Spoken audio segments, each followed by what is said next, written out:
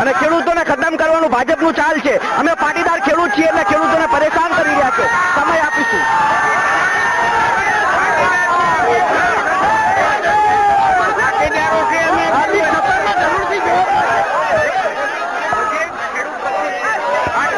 જે દિવસે ગુજરાતનો ખેડૂત એવું બોલે કે મને ગર્વ છે, હું ખેડૂત છું, એ દિવસે હું માનીશ કે આ બજેટ સાચા છે. આ બજેટ ફક્ત આંકડાકીય લડાઈ છે. ખેડૂતોને ફક્ત એટલું જોતું છે કે અમને શું લાભ મળે છે. રાજ્યની જનતાને ટેબ્લેટ કે લેપટોપ નથી જોતા. સાચા અર્થમાં ખેડૂતોને ભાવ જોતો છે. સાચા અર્થમાં યુવાનોને રોજગારી જોતી છે. રોજગારી અને ખેડૂત લક્ષી કામ થશે એ દિવસે બજેટ સાચા હશે. એનાથી વિશેષ અમે સાહેબ સમાજ માટે લડાઈ કરી છે. એની સામે જે પણ હોય ભાજપ હોય કોંગ્રેસ બધા સામે માનો છો કે પોલીસે ટ્રાય કરીને એમપીએસના કાર્યકર્તાઓ હતા તેમને મોકો આપ્યો છે, 20 મિનિટ સુધી પથ્થરમારો કરવાનો મોકો આપ્યો છે. જો પોલીસ અને ભાજપ બે એક જ છે. જો અત્યારે જયારે અમે ત્યાંથી નીકળ્યા અમારી ઉપર પથ્થરમારો થયો પછી પોલીસની 20 ગાડીઓ આવે છે ત્યાં સુધી નથી આવતી. એટલે ચોક્કસપણે અમને લોકોને ખતમ કરવાનો પ્રયાસ છે. કોઈ પણ હિસાબે 2017ની ચૂંટણી પહેલા મને ખતમ કરવાનો પ્રયાસ છે. કોઈ વાંધો નહીં, મારી હત્યા કરવી હોય તો કરી શકે, મારો હોય તો મારી શકે, પણ સમાજની અસ્મિતા પર સવાલ ન ઉઠવા જોઈએ.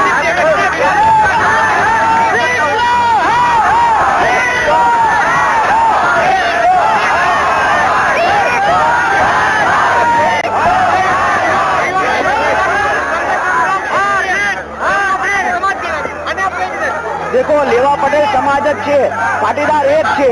પાટીદાર હંમેશા એક રહ્યો છે. આ એલપીએસ ગ્રુપ એ બધા ચાલુ ચાલે છે. સમાજને તોડવા માટેના ગ્રુપો છે. સમાજ મહાન છે.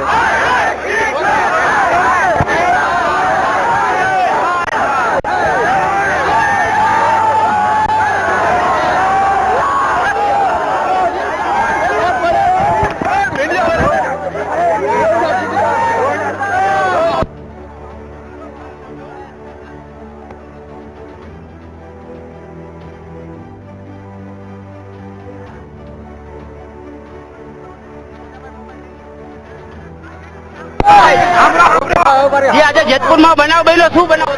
ભાજપના ગુંડાઓ દ્વારા બાપા ભોજનના દર્શન કરવા રોકવાનો પ્રયાસ છે. આ પાટીદારોને જાગૃત થતા રોકવાનો પ્રયાસ છે. અને જે કરવું હોય ભારતીય જનતા પાર્ટીને, પણ હું સમાજને એક રાખવાનો પ્રયાસ કરી. આ પાટીદારોએ વિરોધ નથી કર્યો, ગુંડા તત્વોએ કર્યો છે અને કરતા રહેશે. આમાં કોઈ શંકાને સ્થાન નથી. સમાજ એક છે, સમાજ મહાન છે. ખાસ કરીને વિઠ્ઠલભાઈ રાદડિયાનું નામ આવે, તમે શું કહેશો એના નામ બાબતે? હું ક્યારેય કોઈ વ્યક્તિગત નામ નથી લેતો, કેમ કે હું દરેક લોકોને સન્માનીય ગણું છું. હું પાટીદાર મારા માટે મહત્વનો છે. અને આ ભાજપના ગુંડા લોકોએ કર્યું છે. ભાજપના ગુંડા લોકો હંમેશા આવું કામ કરે છે અને સમાજને તોડવાનું કામ કરે છે. અને ખાસ કરીને હત્યાનો લઈને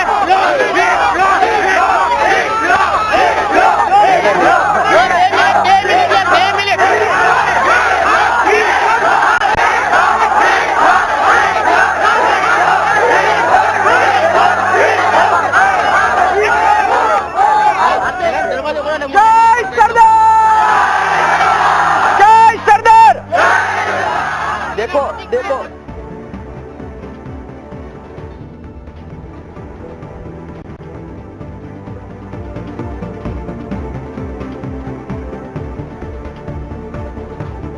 તો આપ સાંભળી રહ્યા હતા પાસ કન્વીનર હાર્દિક પટેલને.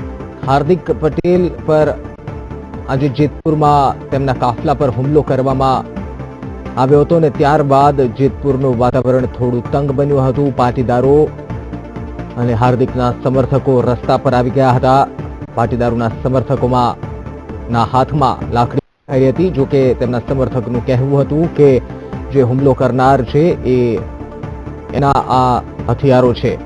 હાલ હાર્દિક નિવેદન આપ્યું. હાર્દિકે પોતાની પ્રતિક્રિયા આપી કે ભાજપ દ્વારા જ આ હુમલો કરવામાં આવી રહ્યો છે. ખેડૂતોને સરકાર પરેશાન કરી રહી છે. તો બજેટ અંગે પણ હાર્દિકે જણાવ્યું કે જ્યાં સુધી રોજગારી અને ખેડૂત અંગે કાર્ય નહીં કરવામાં આવે ત્યાં સુધી આ બજેટ એક આંકડાકીય રમત છે. અને જ્યાં સુધી અને જ્યારે ખેડૂતો અને પ્રજાલક્ષી કામ કરવામાં આવશે ત્યારે આ બજેટ સાચું. લડત અમારી શરૂ રહેશે તેવું પણ હાર્દિક પટેલે જણાવ્યું છે. ભાજપના ગુંડાઓએ મારા કાફલા પર હુમલો કર્યો હોવાનું જણાવ્યું છે. હું કોઈનું નામ નથી લેતો તેવું હાર્દિકે જણાવ્યું છે.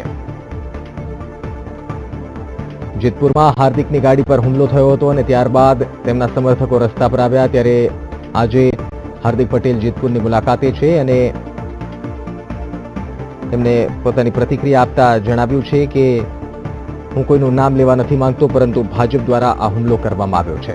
મારી હત્યા કરવી હોય તો પણ કરી શકે છે તેવું હાર્દિકે નિવેદન આપ્યું છે, પરંતુ અમે અમારી લડત ચાલુ રાખીશું. જેતપુરમાં હાર્દિકની ગાડી પર હુમલો થયો હતો. સ્થાનિક લોકો અને હાર્દિકના સમર્થકો વચ્ચે ઘર્ષણના દ્રશ્યો સર્જાઈ ગયા હતા.